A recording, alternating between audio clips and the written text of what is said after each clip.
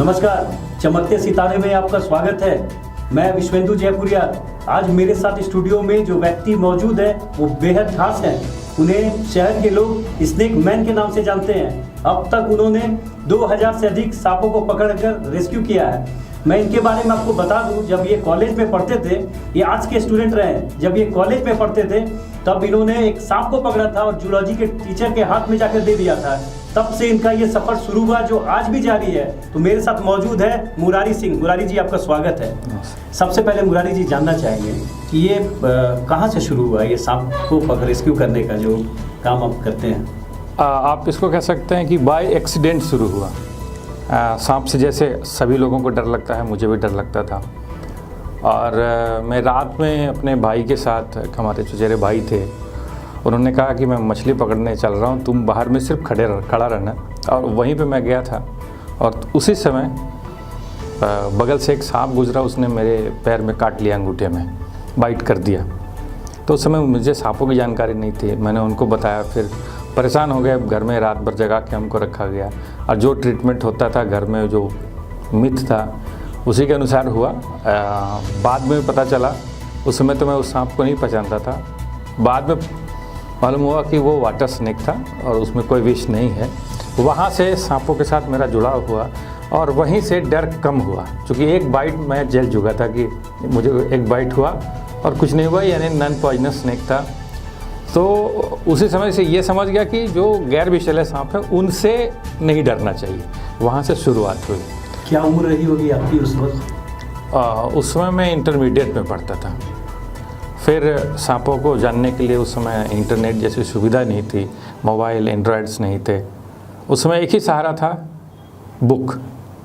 और वो बुक हमें लोकल बाज़ार में उपलब्ध नहीं था। मैं तो धन्यवाद करूँगा रुक्मिणी भवन के पुस्तकालय का, प्रमंडलीय पुस्तकालय है, वहाँ मैं जाया करता था। वहाँ मुझे एक स्नेक के ऊपर बुक मिला, पहला किताब मेरे लिए स्नेक का, जिसको मैंने पढ़ा और उसमें बहुत अच्छी जानकारी दी हुई थी पॉइजनस और नॉन पॉइजनस की। हालांकि वो किताब ब्लैक एंड वाइट थी, बहुत अच्छे से पहचान नहीं थे। बाद में चल के फिर हम लोग आगे BNHS से जुड़ गए, बॉम्बे नेचुरल हिस्ट्री सोसाइटी से। वो लोग तो कोर्स वगैरह भी कराते हैं। हम लोग बोलते हैं इसको हर्पेटोलॉजी। उसमें स्नेक रेस्क्यू, उसकी पहचान के सारे पे काम करवाते हैं वो लोग।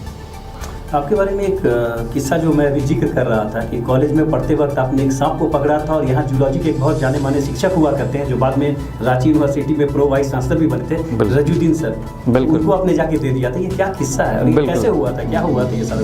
बिल्कुल बिल्कुल। अब तो वो हमारे मेंटर हैं। हम लोगों ने एक छोटा सा संगठन बना रखा है और हमने उनको मेंटर बना रखा है, वो हमारे मेंटर। तो कॉलेज में सांप एक पकड़ा था और वो सांप था उल्फ स्नेक। वो देखने में करैत जैसा लगता है, लेकिन वो करैत नहीं है, नॉन पॉइजनस है। तो मैंने उसको पकड़ रखा था और मैंने अपने पॉकेट में रख लिया था। और रजी सर से जब मिला तो मैंने रजी सर को ऐसा बोला, सर एक सांप है। तो बोला कौन सा है? तो मैंने सीधे निकाल के उनके हाथ में ऐसा डाल दिया। तो बोला अरे नहीं देखो, ये तो खतरनाक है, वो कुछ हो जाएगा। हम लोग कहा सर कुछ भी नहीं होगा, ये नॉन पॉइजनस स्नेक है, इसमें कोई विष नहीं है। तो बोला नहीं हो सकता है। तो फिर बाद में उन्होंने शायद उसके बारे में पढ़ा होगा, तो बोला नहीं ठीक बोल रहे थे। और मैं समझता हूँ कि उसके बाद से रजी सर भी सांपों में थोड़ा सा इंटरेस्ट लेने लगे। और फिर हम लोगों ने ये काम जो रेस्क्यू वगैरह का हुआ, ये थोड़ा देर से शुरू हुआ। ऐसे सांपों को एक जानता था, पकड़ लेता था, लेकिन कोई मुझे सांप पकड़ने के लिए बुलाता नहीं था, न मैं जाता था। ये हुआ 2005-06 के बाद से मैं लोगों के घर जाने लगा। ये शुरुआत कहाँ से हुई आपकी? ये शुरुआत हुई कि फ़ोन करके बुलाने लगे? बिल्कुल। यहाँ पे एक NGO चलता है, न्यू ह्यूमन फाउंडेशन। उसमें डॉक्टर सत्य प्रकाश हैं, उसको चलाते हैं। उसमें मैं भी एक कार्यकर्ता हूँ। तो हम लोगों ने देखा कि जहाँ भी सांप निकलता है वो लोग मार देते हैं, और वो भी सत्य प्रकाश भी कंजर्वेटर है, वो कंजर्व करता है। तो हम लोगों ने दोनों ने मिलके एक पहला 2 पेज का एक ब्रोशर तैयार किया था सांपों के ऊपर, कि किन से डरना है, किन से नहीं डरना है, और अगर आपको बाइट कर दिया तो आपको क्या करना चाहिए, उसका एक ब्रोशर बनाया हम लोगों ने। और उस ब्रोशर को हम लोगों ने टिस्को की सहायता से, जो सोशल कॉर्पोरेट रिस्पॉन्सिबिलिटी होती है, उसके तहत उन लोगों ने हम उसको छापने में मदद की थी। वो पर्चा बहुत जगह सर्कुलेट हुआ और उसमें मेरा और सत्यप्रकाश दोनों का नंबर डाला हुआ था। यहाँ से लोगों के साथ जुड़ा। उसके बाद फिर हम लोगों ने डिसाइड किया कि सदर हॉस्पिटल में भी होना चाहिए, लोग नहीं पहचान पाते, तो हमने पॉइजनस और नॉन पॉइजनस सांपों पे एक बड़ा सा फ्लैक्स बना के उसको सदर हॉस्पिटल के ओपीडी में लगा दिया। तो लोग जब आते हैं स्नेक बाइट से पीड़ित, तो वो डॉक्टर्स बोलते देख बाहर देख के आओ कि कौन सा स्नेक है तुमको काटा है, कम से कम कुछ तो पहचान होगी। तो वहाँ भी नंबर डाला हुआ था। तो ये जो नंबर सर्कुलेट हुआ और जो डाला हुआ था, फिर बाद में कुछ पेपर्स भी पब्लिश हुए। सत्यप्रकाश ने लिखा हो और डॉक्टर रजीउद्दीन ने मिलकर पेपर लिखा, उसमें भी कुछ डाला हुआ था। एक्नॉलेजमेंट में मेरा भी नाम डाला हुआ था। तो यहाँ से लोगों के साथ जुड़ा हुआ और लोग उस पर कॉल करने लगे। तो मैंने भी कहा कि जो मैं कर सकता हूँ अगर सांपों को बचाने के लिए, ऐसा जीव है कि सब लोग उससे भागते हैं, सब लोग इस काम को नहीं करेंगे या उनको सिर्फ मारेंगे ही। ऐसे मंदिर में जाएंगे तो पूजा करेंगे, उसकी नाग देवता की पूजा करेंगे, लेकिन घर पे आएगा तो उसको मारेंगे। तो हम लोगों ने वहीं से किया कि अगर बता दें लोगों को, निकाल दें, तो दो फ़ायदा हो जाता है। एक तो सांप की जान बच जाती है, तो आपका बायोडाइवर्सिटी का कंजर्वेशन हो गया। अच्छा, दूसरी सबसे बड़ी खुशी ये मिलती है कि जिसके घर में जाते हैं उसके घर के सारे सदस्यों के चेहरे पे हवाई उड़ती रहती है, वो डर है, सहमे हुए हैं। और जैसे सांप रेस्क्यू हो जाता है, उसको थैले में बंद कर लेते हैं, तो उनके चेहरे पे जो खुशी दिखती है, उसके बाद जो नॉर्मल हो जाते हैं, जो वो खुशी दिखते हैं, तो वो शायद मैं दूसरी चीज़ों से उतनी खुशी नहीं बांट पाता जितनी खुशी मैं इस माध्यम से बांट पाता हूँ। मुरारी जी, आपने सांपों के बारे में बताया। पहली बार जब आपको कॉल आया था, तभी आपने बताया कि जब किसी के घर में सांप को रेस्क्यू करने जाते हैं तो उनके चेहरे पे हवाइयाँ उड़ती है। तो पहला कॉल जब आपको आया था, तो आपकी पत्नी है, 2 बच्चे हैं, एक जॉइंट परिवार भी है, तो उनके चेहरे पे हवाइयाँ उड़ी थी कि ये लड़का क्या करने जा रहा है? पहले तो उनको बताया ही नहीं था। तो गया था, स्नेक को रेस्क्यू करके लाया और घर भी नहीं लाता था, उसको उधर से ही रेस्क्यू हुआ और उसके बाद फिर कहीं जो जंगल वाला इलाका है वहीं पे उसको छोड़ देता था। घर वालों ने बाद में जाना कि हम स्नेक का रेस्क्यू कर रहे हैं, और फिर धीरे धीरे घर में काफ़ी किताबें हैं वाइल्ड लाइफ पे, उसमें से पक्षियों पर किताबें हैं, वो सांपों के ऊपर भी किताबें। अब तो हमारे बच्चे भी उसके जानकार हो गए हैं। हम लोग एक दिन घर पे नहीं थे, सारे लोग घर में मात्र 2 बच्चे थे, हमारे ही बच्चे थे, और घर में सांप निकल आया था। तो उन लोगों ने उसको खदेड़ कर भगा भी दिया, और भगाने के बाद जब हम लोग वापस लौटे हैं तो उन्होंने कहा कि सांप निकला हुआ था, तो हमको यकीन नहीं हुआ, और शायद बच्चे ऐसे ही बना रहे हैं। और फिर उन लोगों ने कहा कि नहीं, वो पॉइजनस स्नेक था। तो फिर मैंने पूछा कि पॉइजनस स्नेक कैसे था? तो बोला हम लोगों ने उसकी फ़ोटो खींच रखी है, घर में मेरा कैमरा रहता है, उस कैमरे से फ़ोटो खींच लिया था। हमने पूछा ये तुम लोग कैसे बोल सकते हो वो पॉइजनस था? बोला किताब से मिला लिया है। तो घर में वो माहौल धीरे धीरे क्रिएट हुआ। अब डर नहीं लगता, इवन मेरी पत्नी को भी डर नहीं लगता। हम कह सकते हैं कि उनको डर नहीं लगता। और उनसे भी जुड़ा एक वाक़या है कि वो मायके में थी और वहाँ सांप निकल गया। तो आप जानते हैं कि गांव में सांप निकलता है तो हल्ला हो जाता है, 8-10 लोग पहुँच जाएंगे उसको करने के लिए। इन्होंने कहा कि अरे ये सब करने की क्या ज़रूरत है, ये तो बहुत सिंपल सा है। और उन्होंने जो हम लोग टेक्निक बनाया है, अपना एक थैला लगा के उसमें पाइप लगा के उसमें घुसने के लिए उसको बाध्य कर देते हैं। उसने भी उसको घुसा दिया और बोला जाकर बाहर फेंक के आओ इसको। तो अब हमारे घर के सारे लोग यूज्ड टू हो चुके हैं सांप के साथ। मैं सांपों को ले जाता हूँ, देर रात रेस्क्यू भी होती है, कभी कभी 10 बजे, कभी 2 बजे भी जाना हुआ तो 2 बजे रेस्क्यू करके आए तो कहाँ जंगल में छोड़ने जाएंगे उस समय, तो उसको तो लेके घर पे ही जाते हैं और घर पे रखा रहता है। वो लोगों को पता है कि इस थैले में सांप है, उसको खोलना नहीं है। अब तो बस आदत सी हो गई है। 23 साल के सफ़र में कितने सांपों का आपने रेस्क्यू किया है? सब शुरुआत में तो पहले वन विभाग को जाके एक कागज़ बनाता था और उनको रिसीव कराता था, दे देता था। अच्छा, ये हैंडओवर की प्रक्रिया? हाँ, चूँकि कई सांप संरक्षित रहने के हैं, उनको आप हैंडल नहीं कर सकते हैं, उनको किसी तरह का नुकसान नहीं पहुंचा सकते हैं। और उसका रेस्क्यू का एक आप कह सकते हैं कि प्रोटोकॉल है कि आप ऐसा रेस्क्यू नहीं करें कि उनको नुकसान पहुंच जाए। अब जैसे टोंग होता है जो आप देखते हैं टीवी वगैरह पे, तो टोंग से सांपों को पकड़ा जाता है, तो टोंग में प्रेशर इतना होना चाहिए कि उसकी हड्डी नहीं टूट जाए। एक कमज़ोर सा सांप है, ज़ोर से दबा देंगे तो उसकी हड्डी टूट जाएगी। तो ऐसा नहीं होना चाहिए कि उसको आप मारें रेस्क्यू में। तो हम लोग रेस्क्यू करते समय इसका भी ध्यान रखते हैं। और पहले देता था, अब तो इतना ज़्यादा हो गया। फिर कभी कभी वन विभाग वाले बार बार जब सांप जाता था तो लोग बोलते थे कि कितना सांप ला के दे रहे हैं, हम लोगों को मुश्किल हो जाती है। तो कभी उसके बाद बहुत सारे सांपों को ऐसा ही बिना जानकारी दिए ही उसको छोड़ दिया। विशेष सांप होता है तो उसकी जानकारी हम लोग दे देते हैं, ऐसे नॉर्मल से उसको छोड़ देते हैं। तो 2000 से तो ऊपर कब का हो चुका है, अब हिसाब भी नहीं रखता। और मुझे कुछ इससे ये नहीं करना है कि संख्या गिन के और उसको ये करना है, मुझे कोई डायरी छापनी है।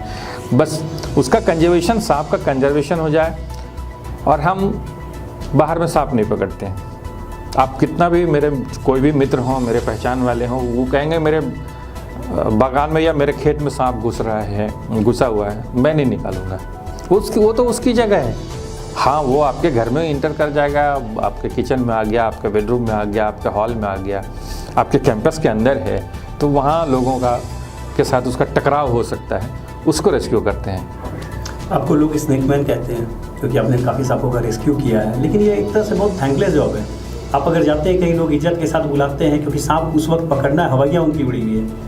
कितना खतरा है, क्योंकि वन विभाग भी इसमें आपको कोऑपरेट नहीं करता है। आज तक उन्होंने कभी भी सेफ्टी किट नहीं दिया आप लोगों को, जबकि ये काम तो आप उसके ही बदले कर रहे हैं और उनके पास कोई रेस्क्यू करने वाला व्यक्ति है नहीं। बिल्कुल नहीं है। हालिया घटना है, आपको अभी 2020 के लास्ट आई थिंक नवंबर या दिसंबर था।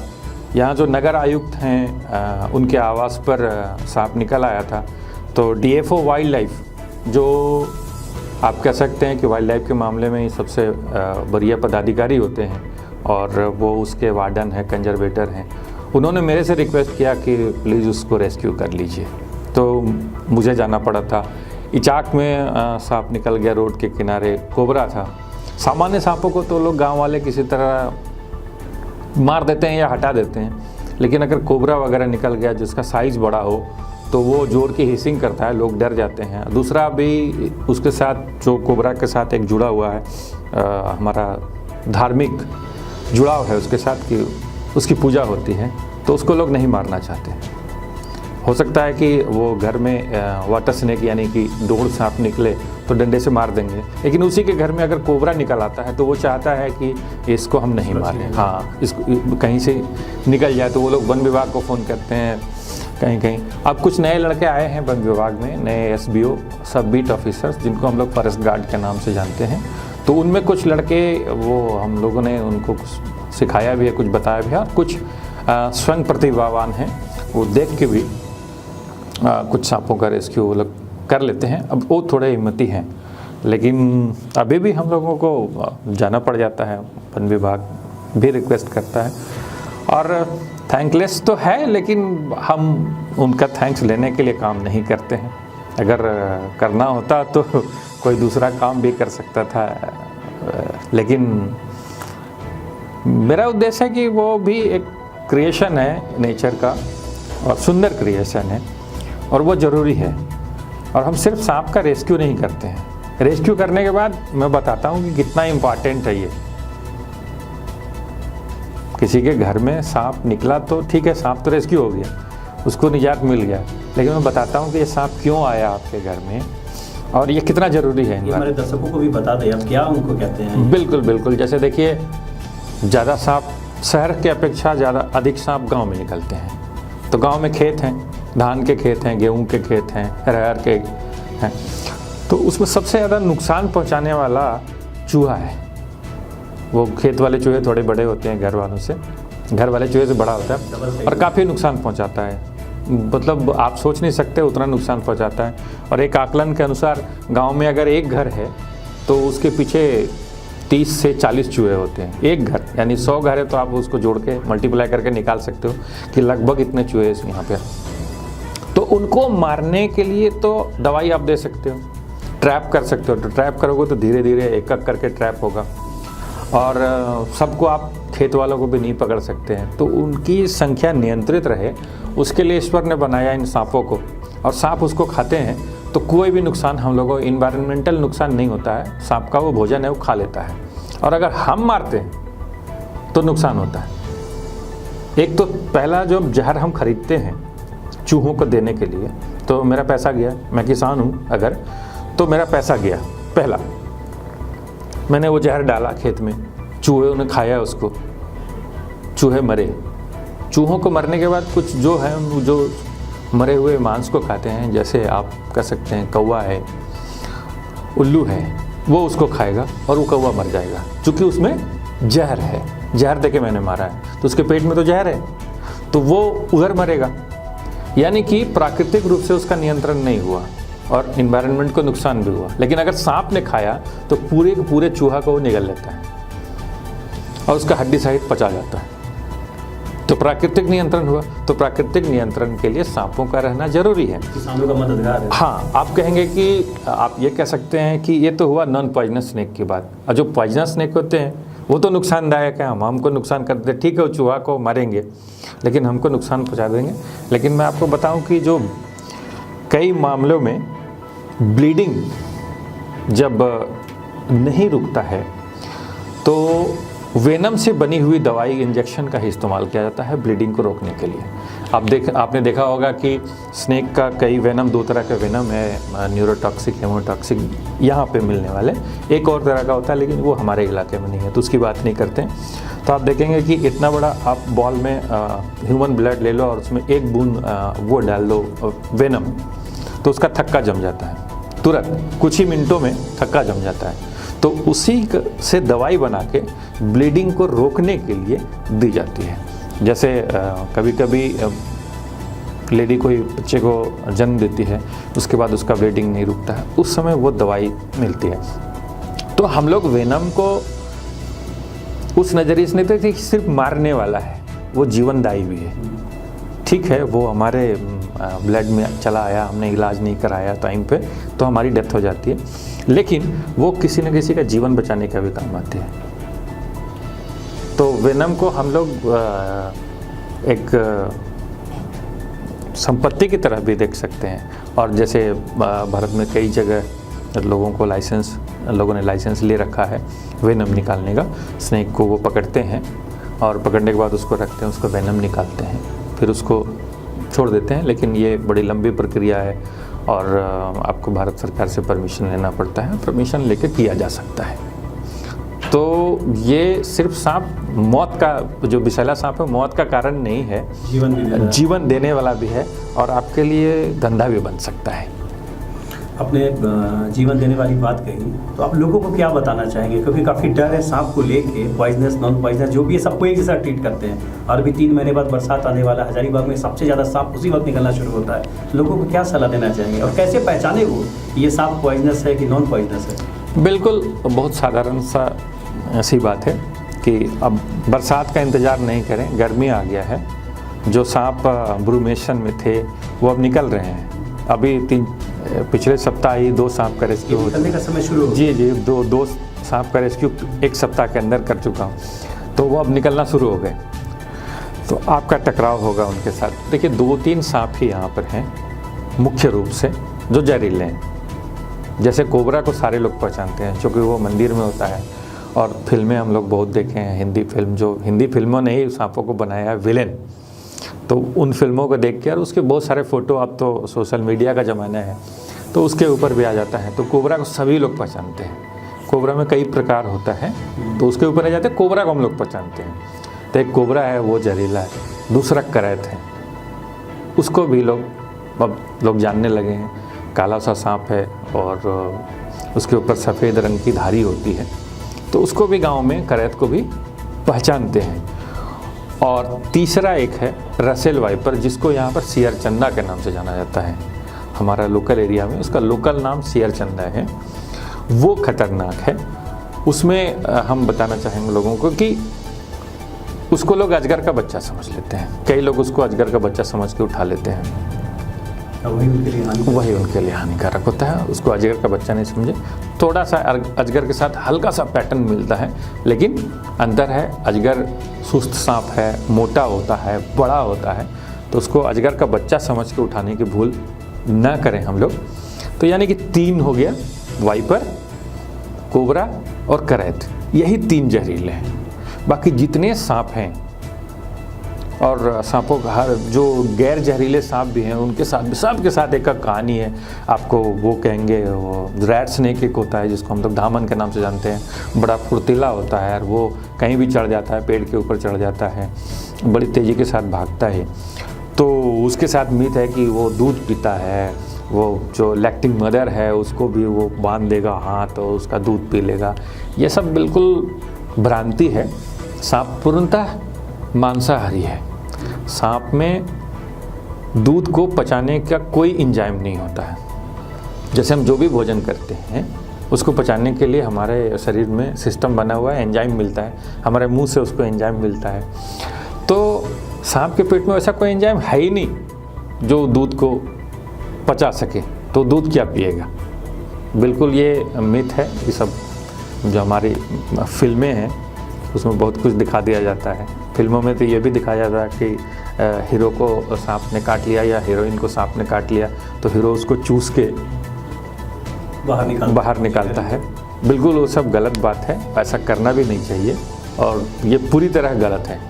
सांप दूध नहीं पीते हैं और अगर पीते हैं तो हम आपको, आपके माध्यम से हम अपने दर्शकों को तो चुनौती देते हैं कि आप एक रेड स्नेक का यानी धामन का गाय के थन से दूध पीता हुआ फ़ोटो ला के दें, मैं 5,000 रुपये उनको बतौर इनाम दूंगा। और अभी मोबाइल का ज़माना है, मोबाइल से फ़ोटो आप खींच लीजिए। तो मैं अपने लोगों को चुनौती देता हूँ, मैं जहाँ भी जाता हूँ अपना प्रेजेंटेशन भी देने के लिए, सिर्फ यहीं पे काम ख़त्म नहीं हो जाता है, रेस्क्यू कर लिया, लेकिन आने वाली पीढ़ी को स्कूल में, कॉलेज में, यूनिवर्सिटी में हम लोगों ने पीपीटी बना रखा है और पीपीटी के माध्यम से उनको सांपों को पहचानने, कैसे उसका अगर वो सांप काट दे तो कैसे उसका फर्स्ट एड किया जा सकता है, क्या करना चाहिए क्या नहीं करना चाहिए, जो WHO का गाइडलाइन है उसका कैसे पालन किया जा सकता है, हम लोग अपने घर पे रह के वो सब भी बताते हैं। क्योंकि सांप काटने का केस काफ़ी ज़्यादा होता है इस इलाके में, तो एक बार लोगों को बता दें अगर कोई सांप काट ले किसी को तो क्या करना चाहिए। बिल्कुल, देखिए जिस आदमी को सांप काटे उसको बिल्कुल भी चलने नहीं देना चाहिए, मतलब पैदल तो बिल्कुल नहीं चलना है। कोई भी सांप, चूँकि आप जानते नहीं कि पॉइजनस काटा है या नॉन पॉइजनस काटा है, जितना चलेगा से क्या नुकसान चलेगा तो उसके जो मसल्स हैं वो सक्रिय होंगे। आप मूवमेंट करेंगे तो आपका ब्लड सर्कुलेशन बढ़ता है और वो वेनम जो आपको डाला है 99% तो पैर में ही डालता है, तो मूव करेंगे तो वो तेज़ी के साथ पूरे बॉडी में आपको फैलेगा, तेज़ी के साथ फैलेगा। तो जिसको भी सांप काटा है, जैसे आपको जानकारी मिले उसको वहीं रोक दीजिए।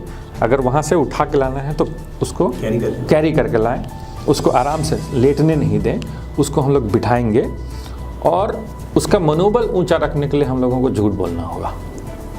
झूठ ये बोलना होगा कि अगर हमने देख भी लिया है, अगर आपने देख लिया कि कोबरा काटा है इसको, लेकिन उसको मत बोलिए कि कोबरा ने तुमको काटा है, वो लोग बेकार सा था, वो विषहीन सांप था, इससे आपका नॉन पॉइजनस था, इससे उसका मनोबल बढ़ा रहेगा और मनोबल बढ़ा के रखना जरूरी है लड़ने के लिए, क्योंकि उस समय दवाई उसको मिली नहीं, आप हॉस्पिटल पहुँचेंगे तब दवाई मिलेगी। और उसको आराम से बिठाया, आप उसको धो सकते हैं। अगर नॉन पॉइजनस स्नेक भी काटा है तो उसको धोना चाहिए। जैसे वो इसलिए कि जहाँ पे बाइट होता है तो उसके मुंह में उसका जो स्लाइवा है उसमें बैक्टीरिया होते हैं और कई बैक्टीरिया बड़ी हानिकारक बैक्टीरिया हैं, उससे भी नुकसान हो जाता है। उससे मौत तो नहीं होगी लेकिन घाव हो जाएगा और लंबे समय तक वो परेशान कर सकता है और सेप्टिसीमिया हो सकता है उसको नॉन पॉइजनस के काटने से। और अमेरिका जैसे देश में भी सेप्टिसीमिया से लोग मर जाते हैं। तो आप सोच सकते हैं कि सेप्टिसीमिया कितना खतरनाक है। सेप्टिसीमिया में वही जो माइक्रोबैक्टीरिया जिसने बाइट किया वहाँ यहाँ गया, चूँकि उसने काटा है तो ब्लड गया, ब्लड के थ्रू बहुत दिनों तक हो सकता है कि 6 महीना 8 महीना साल भर तक वो इंक्यूबेशन पीरियड में यहाँ रह सकता है, आपके बॉडी में रह सकता है, उसके बाद सक्रिय होगा और आपके शरीर में वो फैलता है, फेफड़े तक पहुँच जाता है, तो वो नुकसान होता है। मैंने धो देना चाहिए। कुल मिला के ये हुआ तो धो देने से मैक्सिमम बैक्टीरिया हट जाता है पॉइजनस, और पता भी चलेगा आपको कि पॉइजनस है कि नॉन पॉइजनस है। जैसे पॉइजनस काटेगा तो 2 गहरे निशान बनते हैं, क्योंकि उसके 2 फैंग होते हैं, जो विष वाले दांत होते हैं उनको फैंग बोलते हैं, वो नॉर्मल टीथ से अलग है, तो वो निशान बनते हैं, वो भी पता चलता है। 2 गहरे निशान बने जिनसे ब्लड निकल रहा हो तो आप कंफर्म हो जाइए कि इसको विषधर सांप ही नहीं काटा है। उसके बाद उस आदमी को अगर मैक्सिमम तो मैंने कहा पैर में, तो पैर में जहाँ काटा है उसको आराम से जब बिठा देंगे तो उसमें कोई भी एक डंडा लगा दीजिए। जैसे हाथ टूटता है तो कैसे एक डंडा लगा देते हैं, और उसके ऊपर सबसे अच्छा होता है क्रैप, जो उसमें इलास्टिसिटी होती है, उसको नीचे से ऊपर तक बांधना है, रस्सी नहीं। वो आप जो देखते हैं या लोग बोलते हैं कि कस के रस्सी बांध दो, इतना टाइट भी नहीं बांध देना है कि उसका ब्लड सर्कुलेशन रुक जाए, वहाँ पे नहीं बांधना है। और ऊपर से मान लीजिए ये पैर है तो ऐसा करके लपेटते हुए इसमें कोई भी डंडा एक रख दिए, स्केल रख दिया, डंडा रख दिया और ऊपर तक बांधेंगे ताकि इस पैर का मूवमेंट कम से कम हो जाए। और उस बंदे को इमीडिएट हॉस्पिटल ले जाना चाहिए, और वही हॉस्पिटल जहाँ पे AVS उपलब्ध हो। मान लीजिए कि बगल में, हमारे बगल में एक छोटा हॉस्पिटल है लेकिन वहाँ AVS नहीं है, तो वहाँ जाना टाइम वेस्ट करना है। सांप काटने के बाद जितनी जल्दी हो सके उतना जल्दी हम लोगों को हॉस्पिटल जाना चाहिए। अगर मेरे प्राथमिक स्वास्थ्य केंद्र में ब्लॉक लेवल पे अगर वो AVS उपलब्ध है तो हमको वहाँ जाना चाहिए, नहीं है तो सदर अस्पताल की तरफ भागना चाहिए। वहाँ पे सरकार की ओर से AVS निःशुल्क मिलता है, और AVS इसकी ही मुख्य दवाई है। मुरारी जी, आजकल लोगों को आप अवेयर भी कर रहे हैं सांपों को लेके, तो कई बार गांव भी जाते हो तो कितना लोगों को चैलेंजिंग है समझाना गांव के लोगों को, क्योंकि कोई भ्रांतियाँ आप भी मान रहे हैं, वो मानने को तैयार नहीं होते हैं। बिल्कुल, जो भ्रांति उसके दिमाग में 20 साल, 25 साल, 30 साल से पल रहा था, उसे मैं चंद मिनटों में समाप्त कर दूं, ऐसा एक चुनौतीपूर्ण काम है। कभी कभी तो समझा लेता हूं और कभी कभी मैं भी हार जाता हूं। आपको एक वाकया बताते हैं, लेकिन जब कोई काम आप ऐसे बोल के आप ज़्यादा नहीं समझा पा रहे, लेकिन अगर आप करके दिखाते हैं तो वो बहुत जल्दी समझ जाता है। जैसे सदर हॉस्पिटल की ही बात है कि एक व्यक्ति को सांप ने काट रखा था, तो उसका इलाज चल रहा था, उसको AVS चढ़ रहा था। AVS डायरेक्ट नहीं चढ़ा जाता है, वो स्लाइन के साथ चढ़ाया जाता है, तो चढ़ रहा था और वो अपने बेटे को बता रहा था कि उसके पास इतने पैसे हैं, बैंक में इतने पैसे हैं, मेरे जाने के बाद घर का ख्याल रखना, अपने बेटे को समझा रहा था। और वो जाड़े का दिन था, मुझे अच्छी तरह याद है, और उसके चेहरे से, पूरे चेहरे पे पसीना है। मैं वहाँ गया तो वो एक डब्बा में बंद करके लाए थे सांप को, और सांप जीवित था। तो मैंने उसका मनोवैज्ञानिक इलाज करने के लिए उस डब्बे को खोला तो देखा कि नॉन पॉइजनस स्नेक है, तो मैंने उसको हाथ में ले लिया। मुझे मालूम था कि हो सकता है वो बाइट कर सकता है, नॉन पॉइजनस है लेकिन बाइट कर सकता है, लेकिन फिर भी मैंने हिम्मत करके नहीं, इसको दिखाना है, तो हमने उसको हाथ में लिया। फिर थोड़ी देर में ऐसे करके पॉकेट में डाल दिया, उसी के सामने बोले इसी ने आपको काटा है, तो ये तो बेकार सा सांप है, इससे तो कुछ होता नहीं है। मैंने ऐसे पॉकेट में डाल दिया, फिर निकाला, बोला यही तो आपको काटा है, आप काहे को परेशान हो रहे हैं, आपको ये सब इलाज वगैरह की कोई ज़रूरत नहीं है। ऐसे करके 10 मिनट हुआ होगा।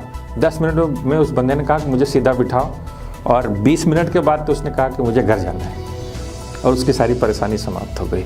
तो करके बताना, ऐसे विश्वास नहीं करते हैं, लेकिन जब मैं कुछ करके, जैसे सांप मेरे हाथ में है, तब बताते हैं, तब लोगों को ज़्यादा यकीन होता है। लेकिन आपने सही कहा कि इतना आसानी से नहीं समझते हैं, चूँकि वो 30 साल से जकड़ा हुआ जंग था, उस जंग को चंद मिनट में छुड़ा पाना संभव नहीं। तो किसी को चैलेंज देके, और किसी को, अब तो लोगों को कहते हैं कि जो मैं कह रहा हूँ उसको आप अपने पॉकेट में, जो आपका एंड्रॉयड है उसमें डालिए, उसमें गूगल नाम का एक सर्च इंजन है, उसमें आप उसमें डालिए।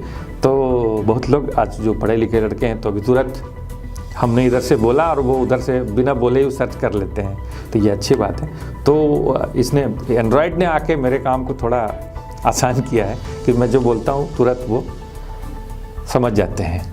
मुरारी जी, सांपों पर एक सर्वे हुआ था कुछ साल पहले, जिसमें बताया गया था कि टोटल 19 स्पीसीज सांप के हैं जो यहाँ पाए जाते हैं इस क्षेत्र में। तो मैं आपसे जानना चाहूँगा कि क्या वजह है कि रसेल वाइपर इतना ज़्यादा मिलता है इस पूरे इलाके में? हाँ, 19 सांप शुरुआती दौर में मिला था। एक्चुअली 25 सांप है इस इलाके में, लगभग 25 सांप मिलता है, और उसमें रसेल वाइपर काफ़ी संख्या में इसलिए भी है कि उसका बर्थ रेट बढ़ गया है। बर्थ रेट मतलब आप देखेंगे कि रसेल वाइपर एक्चुअली अंडा बाहर नहीं देता है। जब कोई सांप अंडा देता है तो उसके प्रेडेटर्स होते हैं, उसके अंडे को भी खाने वाले होते हैं। सांप चूहों को खा लिया, लेकिन सांप को भी खाने वाले जीव हैं, उसके ऊपर पूरी चेन है। तो बाकी सांप अंडा देते हैं, प्रेडेटर खा लिए, लेकिन रसेल वाइपर अंडा नहीं देता है अंडा जी, लेकिन अंडा उसके पेट के अंदर ही रहता है। और जो आप कहते हैं कि अंडा का इंक्यूबेशन होता है, वो प्रक्रिया उसके पेट के अंदर ही पूरा हो जाती है। अब पूरा होने के बाद सीधे वो आप कह सकते हैं बच्चे का बर्थ होता है, और एक साथ वो 30-40 दे सकता है। तो जो अंडा खाने वाली बात थी, तो वो उसके साथ नहीं है। अब ये हो गया। और दूसरा, ये हमारा इलाका है, पठारी इलाका है, यहाँ पे उसके लिए अच्छी हम कह सकते हैं कि जलवायु हाँ अच्छी है। और बहुत ज़्यादा सांप मारने वाले लोग नहीं हैं यहाँ। ये भी वजह है कि अगर बहुत मारेंगे तो भी संख्या घट जाएगी, लेकिन यहाँ लोग अब अवेयर हुए हैं, और उस वजह से यहाँ पे है स्नेक की संख्या। और ख़ास करके जिधर लाल मिट्टी वगैरह है, वहाँ कोबरा और रसेल वाइपर, मेरा अपना अनुभव है कि उसमें ज़्यादा मिलता है। यहाँ मतलब रहने की जगह है, जैसे ये इलाका प्लेन नहीं है, यहाँ तुरंत डाउन है, अप है, डाउन है, तो उसमें उनको रहने की अच्छी जगह मिल जाती है। और जंगल भी है। आप देखिए ना, हजारीबाग शहर से 5 किलोमीटर भी आप जिधर भी बढ़ेंगे उधर में आपको जंगल मिल जाता है। तो इसकी वजह से भी हम लोगों का इलाका जो जंगली इलाका है, उसकी वजह से उनको फूलने का ज़्यादा मौका मिलता है, और वो ज़्यादा संख्या में है। एक अंतिम सवाल आपसे लूँगा कि एक सांप आपने पकड़ा था जो बिरसा जैविक उद्यान में, हाँ, उसके बारे में बताएं दर्शकों को। हाँ, वो सांप मिला था हमें पहला कैफेटेरिया में, और हमारे सहयोगी थे बनारस सिंह, उन्होंने उसका रेस्क्यू किया था।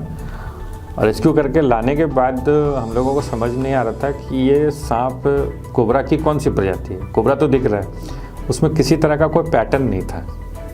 जैसे कोबरा के पहचान के लिए उसके हुड के पीछे निशान बने होते हैं, तो उससे हम लोग पहचान करते हैं कि ये स्पेक्टिकल कोबरा है या मोनोक्लेट कोबरा है, तो उसमें किसी तरह का निशान नहीं था।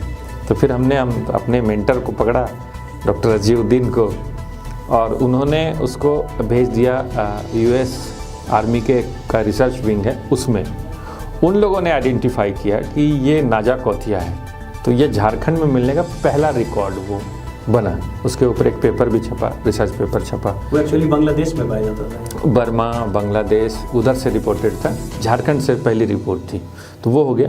वही सांप हमको दोबारा नूतन नगर में मिला, अभी तकरीबन 6-8 महीने पहले। तो दोबारा मिलने का मतलब है कि उसकी संख्या यहाँ पे है।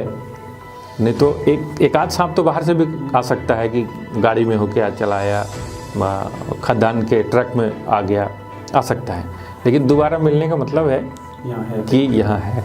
और वो हम लोगों ने उसका, तो मैंने नाम उसका रखा था दूधिया नाग, क्योंकि वो पूरा गोरा था। बाकी जो नाग होते हैं वो गेहूं के कलर के होते हैं, और ये पूरा सफ़ेद था, इसलिए हम लोगों ने उसका नाम दूधिया नाग रखा था। वैसे उसका नाजा कौथिया है नाम। मुरारी जी, बहुत बहुत धन्यवाद कि आप यहाँ आए। हम चाहेंगे कि आप ऐसे ही सांपों का रेस्क्यू करते रहें, मदद करते रहें लोगों की, और बायोडाइवर्सिटी को बचाने का जो आपका ये नोबल प्रयास है ये चलता रहे। लेकिन ये भी चाहेंगे कि आप भी सुरक्षित रहें, अपना भी ख्याल रखें। तो ये थे हमारे साथ हजारीबाग के स्नेक मैन मुरारी सिंह। अगली बार फिर किसी नए अतिथि के साथ मिलता हूँ। धन्यवाद।